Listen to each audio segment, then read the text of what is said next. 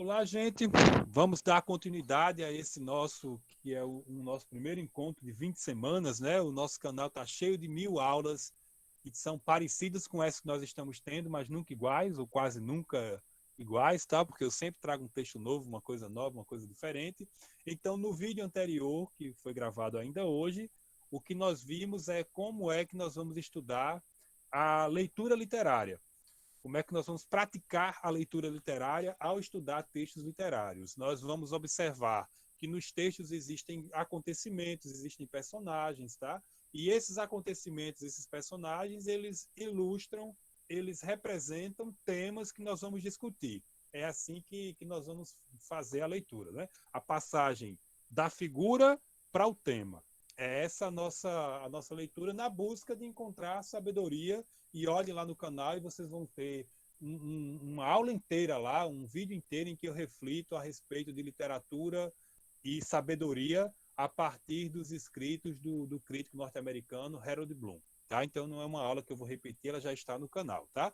E sobre o vídeo anterior, temos lá a aula, a visita ao Jardim do Poeta, com 10 poemas do poeta Francisco Ivan, lidos, comentados, ilustrados com imagens bonitas e tal, e já foi postado no sistema para vocês verem, o link para vocês verem, mas é só ir no canal do professor Ciro Soares dos Santos e vocês vão encontrar essa aula, uma visita ao Jardim do Poeta, tá?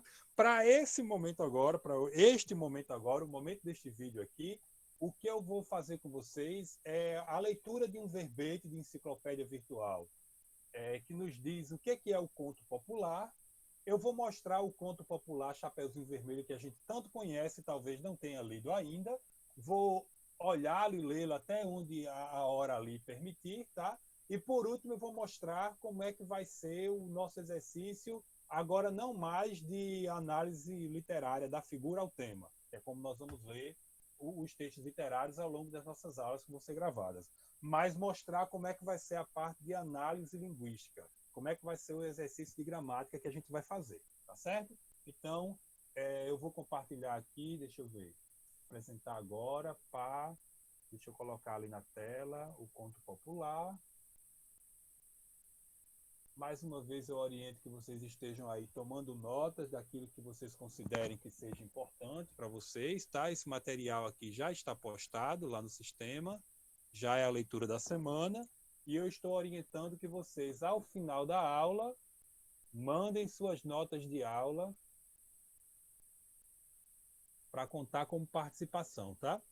Então está aqui, olha, conteúdos, estudo do gênero literário, o conto e a parte de conhecimentos linguísticos. Eu vou só tocar nessas coisas e eu queria que vocês entendessem o seguinte, olha, essa parte aqui, conhecimentos linguísticos, variação linguística, descrição e norma da língua padrão, aspectos descritivos e normativos da língua, isso aqui é o que nós vamos estudar ao longo de 20 semanas. Toda semana um pouquinho disso. Hoje é uma introdução geral em que, ao terminar essa parte sobre conto, eu vou mostrar como é que vai ser os nossos exercícios aqui. Certo? Ok? E o conto popular que eu vou definir agora com vocês a partir desse verbete aqui de enciclopédia, Britânica Escola, tá? Que é da Comissão de Aperfeiçoamento de Pessoal Superior, a CAPES, né? Do Ministério da Educação, que vocês estão vendo em tela. Aliás, eu pergunto, estão vendo em tela? Está aparecendo não? Não? Professor. Está aparecendo não? Apresentar agora. Agora vai. Eu me empolguei falando como se estivesse aparecendo. Estamos ao vivo e sem um diretor, viu?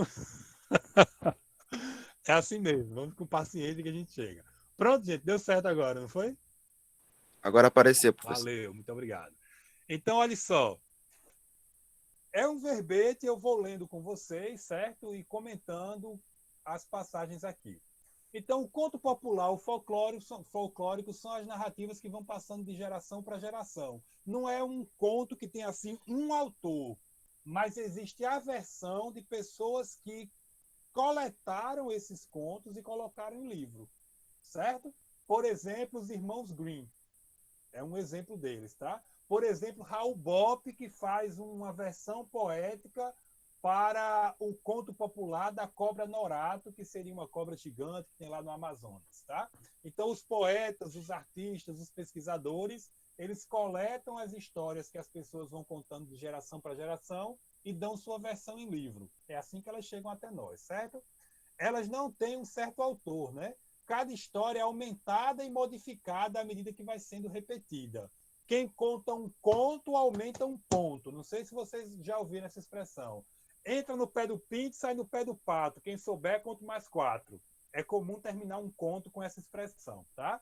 A autoria é atribuída ao povo, ao folk, né? Daí folclore, né? Seria isso. Muitos contos populares são muito antigos, eles vão passando de boca a boca, tá? E eles vão se mantendo vivos a partir dos contadores de história. Então, é diferente do mito, que nós também vamos estudar ao longo dessas nossas 20 aulas, que acaba se constituindo as várias narrativas como um todo, que é uma mitologia. Os contos são histórias de alguma forma separadas que vão sendo aumentadas, que vão sendo contadas. Essa ilustração que vocês veem em tela aí, ela ilustra a história lá da cobra Norato, certo? Ser mitológico da Amazônia, cobra Norato era uma cobra que ajudava as pessoas e no fim se tornou um homem chamado Honorato. Então isso aí se tem o conto dessa cobra aí, dessa cobra Norato, certo? Então, o que os autores modernos fazem? Eles escrevem as suas próprias versões, eles coletam essas histórias e eles acabam contando suas próprias versões. Aí agora aqui tem um programa de leitura para o resto da vida, para quem se interessar e quem curtir, quem um dia quiser se apropriar, certo? Tem as histórias aí, olha, é o caso das histórias da Mil e Uma Noites, repetidas, né? História lá do Oriente Médio, e que acabam aparecendo em revistinhas, acabam virando desenho animado da produtora de cinema Disney, né? Então, quais são os temas que aparecem nos contos populares? São vários contos, né? Pode falar de alegria, de tristeza, de vilões, de heróis. São cômicos, né? São satíricos, são empolgados, tá? Os mitos são parecidos, mas são diferentes. Eu estou dizendo que o mito, você tem as várias histórias, uma intricada com a outra, de maneira que para a gente entender uma mitologia tem que dedicar uma vida de estudos, né? Nós vamos aqui ter notas sobre o que é mito e vamos estudar alguns mitos lá depois da 15ª semana do nosso trabalho, tá? As diferentes culturas, elas têm diferentes histórias também, acabam tendo diferentes contos. A África tem os seus, o Brasil tem os seus, os índios tinham suas histórias, certo? Por exemplo, lá na Europa tem a história do rei Arthur e os cavaleiros da Távola Redonda, que vivem vários episódios, né? Vários aventuras desses heróis. Aqui é quase um programa de leitura para quem quiser curtir literatura aí dessa tradição, certo? De contar histórias. E tem os contos de fadas, que são essas histórias que envolvem reis, príncipes, bruxas, né? Fadas. E aí você tem os dois alemães, né? Os irmãos Grimm, que de vez em quando tem uma nova produção no cinema, né? Tem um filme chamado Grimm, tem uma série que, se for compatível com a idade de vocês, eu não sei se não sei a idade de vocês, tem gente com 16, 17, 18 anos, né? Não é para maiores de 18, mas também não pode criança ver aquilo não, que é bem forte. Mas as séries Grimm, que vocês podem ter acesso aí na internet, quem tiver acesso, faz uma adaptação dessas histórias aos nossos tempos e coloca como se tudo que aconteceu que ódio parou no meu novo, não entendi não. Então coloca como se a história humana tivesse marcada por vários tipos de povos e esses povos eles eram representados nos contos de fadas. Por exemplo, existiria um povo que era lobo, que agia como se fosse lobo e que se transforma em lobo. E aí um dos personagens principais dessa série é um camarada que é um lobo, tá? É muito interessante de ver. E o primeiro episódio é sobre Chapeuzinho Vermelho. A Chapeuzinho Vermelho representaria um camarada pirado, que teria dentro dele um lobo. Vocês conhecem as aventuras de Pedro Malazarte? Alguém já ouviu falar? Os contos de Pedro Malazarte. Esse aqui eu ouvi criança na rede, minha mãe contava essas histórias de Pedro Malazarte, viu? Pedro Malazarte, os vários filhos saem de casa e os vários irmãos dele saem de casa e nunca voltam. Até que Pedro Malazarte decide sair de casa e acaba chegando a uma fazenda. E aí ele descobre que os filhos, os irmãos dele, todos trabalharam naquela fazenda até a morte. Acabaram se dando muito mal. E o que o patrão dessa fazenda fazia? Passava desafios que os empregados eram incapazes de cumprir, né? Assédio moral, que hoje em dia a gente dá esse nome, né? E ele fazia uma aposta com os trabalhadores. Se o trabalhador não cumprisse o que ele pedisse, o trabalhador ia receber castigo. E aí, no começo, para ganhar o trabalhador, ele passava pequenas tarefas simples, mas depois eram tarefas impossíveis de serem cumpridas. Aí o que acontece? Pedro Malazarte passou a não dormir no próprio quarto, pediu para dormir, deixar o quarto livre e dormir no fogareiro, e aí na cozinha, né, no fogo de lenha. O patrão achava bom porque podia economizar o quarto, só que Pedro Malazarte fazia isso para dar um jeito de ouvir as conversas do patrão com a esposa à noite. E aí o que acontece? Tudo que o patrão tramava para prejudicá-lo, humilhá-lo durante o dia, para ele não cumprir, ser castigado e acabar morrendo, o Pedro Malazarte encontrava uma forma de prejudicar o patrão. E aí o que acontece? Um dia o patrão disse para Pedro Malazarte: Pedro Malazarte, eu quero que você coloque todas as vacas aqui na frente da minha casa sorrindo. Aí o que Pedro Malazarte fez para cumprir essa tarefa? Quem conhece a história? Conhecem ou não a história? Sim, não, quem conhece?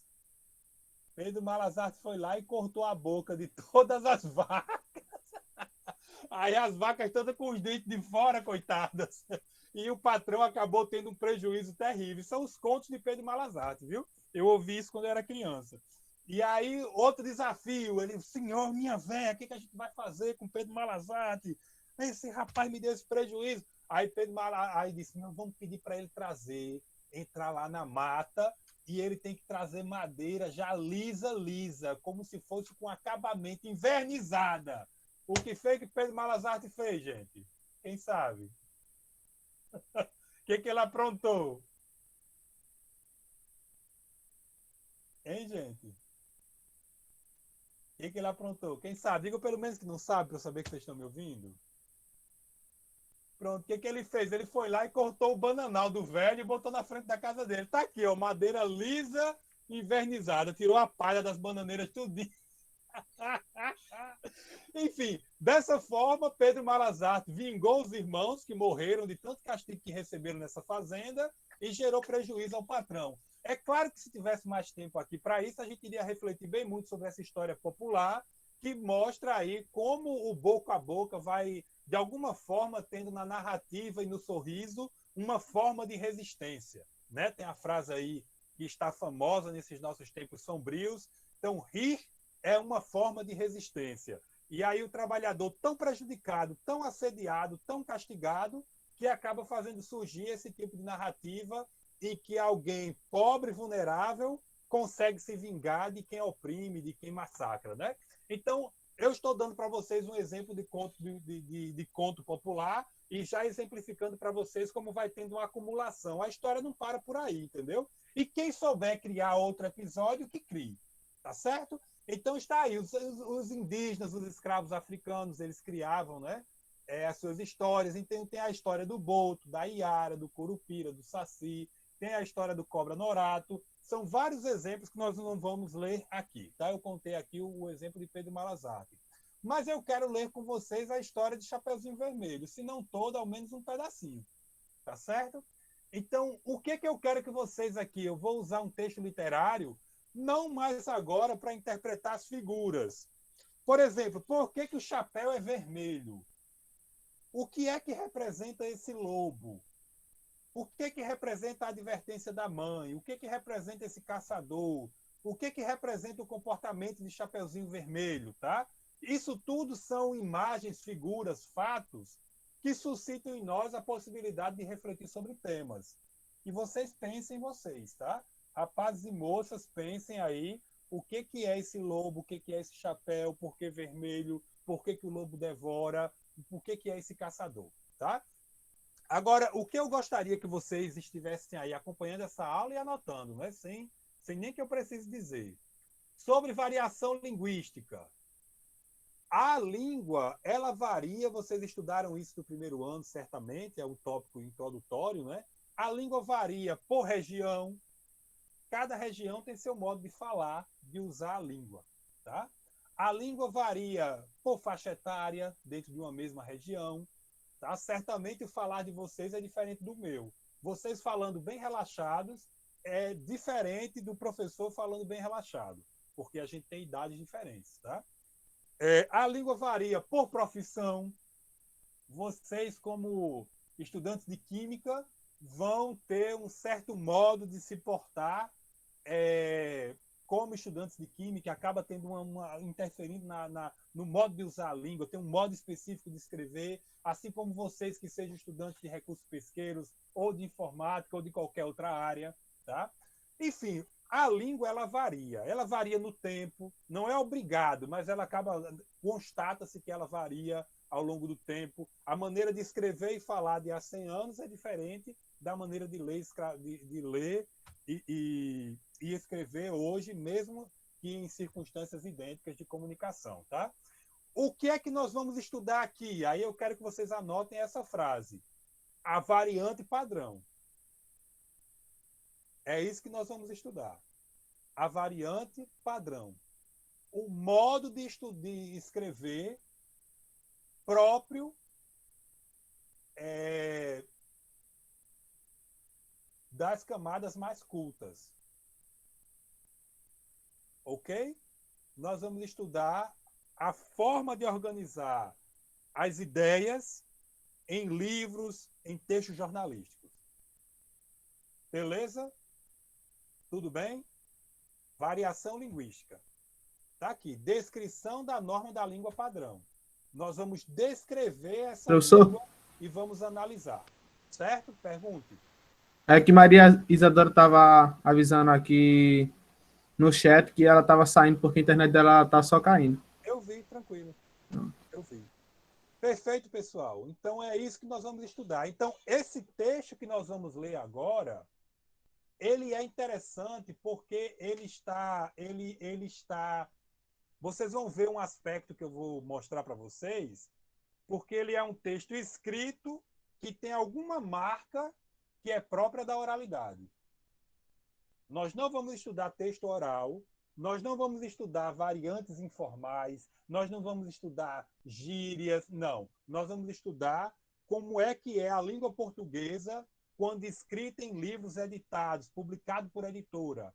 Como é a língua portuguesa quando ela é escrita em um site jornalístico. Como é a língua portuguesa quando ela é escrita para um site de preparação para o Enem. Beleza? Eu não estou usando esse microfone, não. Eu estou com isso aqui, não sei nem porquê. Eu estou usando o microfone do computador, porque disseram que era melhor. Vocês querem que eu mude para o outro? Vamos testar.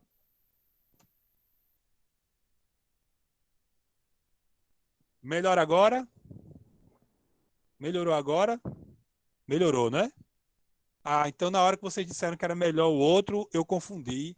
Ou a gente se confundiu. Então, pessoal, todo mundo entendeu o que eu quero que vocês tenham como introdução aqui sobre variação linguística. Vamos estudar a gramática. Eu vou escrever isso no chat para eu poder me sentir à vontade de passar para o texto, certo? Aí, ao final da aula, vocês jogam essas notas lá com participação. Vamos estudar a forma de escrever em português adotada em livros, sites, etc. É a variante culta formal que nós vamos estudar. Certo? Então, deixa eu ler aqui um trechinho dessa Chapeuzinho Vermelho. Por que o chapéu é vermelho? O que esse vermelho representa, hein, turma? Vamos lá, acompanhe a leitura, por favor. Está aqui a ilustração de Gustave Doré, não é isso? Não, Walter Crane para a história. Essa aqui é acho que é o contrário, viu? Aqui está o contrário. Essa de cima eu troquei o nome dos autores. Era uma vez uma linda e alegre menina que era amada por todos que a olhassem, mas principalmente por sua avó. E não havia, olha o i aqui, e não havia nada que não desse para a criança. Certa vez ela deu um pequeno chapéu de veludo vermelho, o qual ficou tão bem nela que ela nunca usava nada diferente. E então passou a ser chamada Chapeuzinho Vermelho. Olha que bonito. O nome vem de um presente da avó. O que eu quero que vocês percebam é que o conto, mesmo o Chapeuzinho Vermelho, ele tem uma origem oral. Então, essa escrita, alguém que deu essa versão que nós estamos lendo, ela deixou marcas de oralidade. Por exemplo, ela nunca usava nada. Percebem que, se fosse para ser rigoroso, ela nunca usava algo. A escrita rigorosa formal escreveria assim: ela nunca usava algo diferente. Agora, o texto, como ele tem uma marca de oralidade, ele fica repetindo esse i, e ele é escrito como se fosse representando alguém contando a história. Ok? Então, o conto ele é uma história de origem oral, que tem vários pontos, vários episódios, e quem vai contando vai aumentando. Alguém vai lá e escreve uma versão daquilo para a escrita, e isso chega até nós. É mais intimista para o leitor, como alguém está dizendo, exatamente. Certo? Então, a Chapeuzinho Vermelho, o nome foi dado por causa do presente que a vovó deu. Um dia sua mãe disse: venha, Chapeuzinho Vermelho, aqui tem um pedaço de bolo e uma garrafa de vinho. Olha aí. Mas era suco, tá, gente? Leve-os para sua avó, pois ela está doente e fraca, vai tomar vinho para ficar forte. E isto irá fazer bem para ela. Vá antes que fique muito quente, e quando você estiver indo, caminhe suave e gentilmente. E não saia do caminho, ou você poderá cair e quebrar a garrafa. E então sua avó não receberá nada. Percebem, olha? Não receberá nada é uma contradição que a oralidade permite. Tá? E aqui, olha, o i, cadê? Não muda de cor, não? E, o i. Quem está escrevendo assim vai comigo ser orientado a escrever diferente, certo? Mas aqui o conto está, de certa forma, imitando a oralidade. Tomarei muito cuidado, disse Chapeuzinho Vermelho para sua mãe, e estendeu a mão para se despedir. A avó vivia no meio da floresta, a meia légua de distância da vila. E assim que Chapeuzinho Vermelho entrou na floresta, um lobo topou com ela. Chapeuzinho Vermelho não sabia que era uma criatura malvada. E aí, gente, o que que representa esse lobo, hein? E não tinha nenhum medo dele. Ela não tinha noção do perigo, né? Bom dia, Chapeuzinho Vermelho. O bicho é educado, viu? Agradeço gentilmente, lobo. Ela agradeceu o bom dia, né? Para onde vai tão cedo, Chapeuzinho Vermelho? Para a casa da minha avó. O que você tem no seu avental? Bolo e vinho. Então foi dia de fornada. Ontem foi dia de fornada. Então minha avó, pobre e doente, terá algo bom para torná-la mais forte. Onde vive a sua avó? Olha aí ele arregimentando informações, né? O lobo é bicho perigoso. Um bom quarto de légua além da floresta. A casa dela fica debaixo de 3 grandes carvalhos. Ela deu todas as indicações. A distância, como chegar, não é? É louco, porque a vida vai ficando desatualizada em alguns aspectos, mas a literatura continua atualizada, né?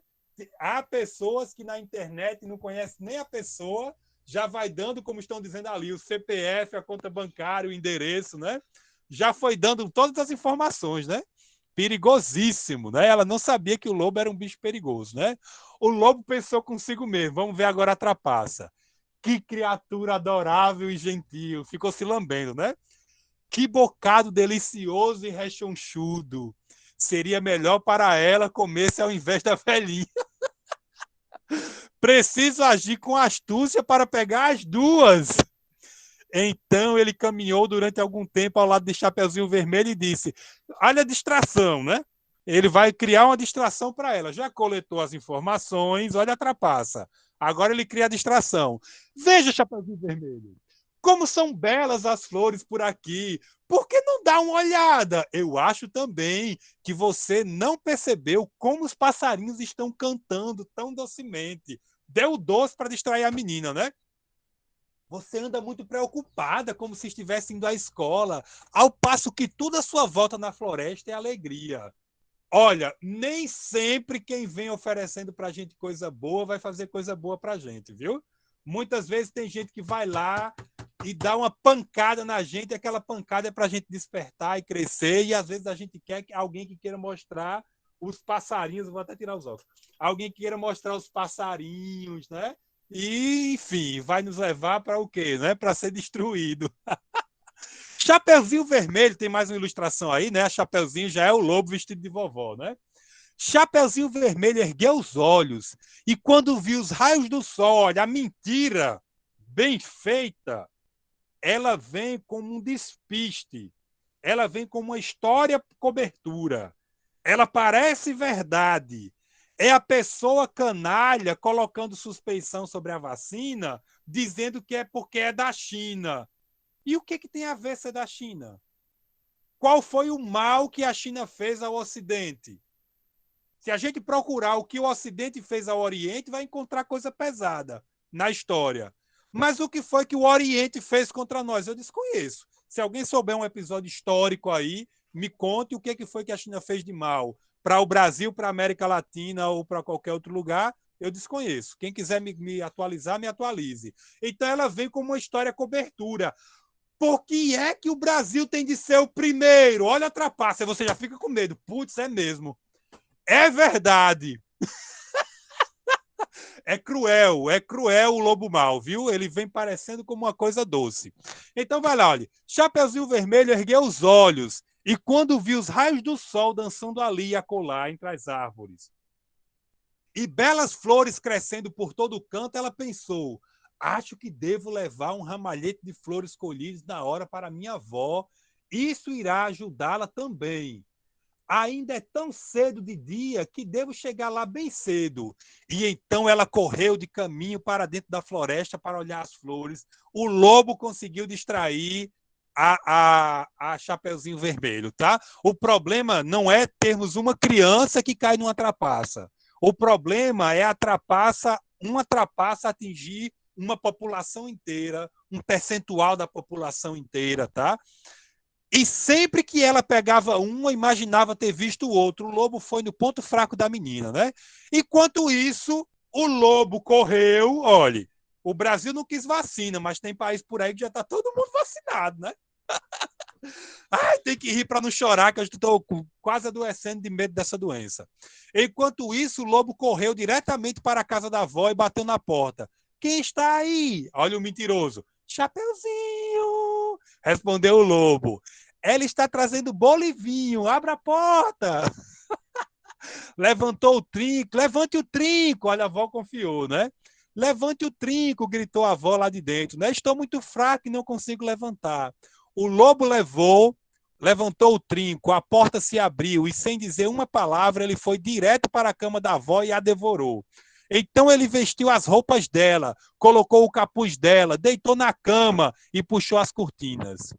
Chapeuzinho Vermelho continuava distraída, coitada, né?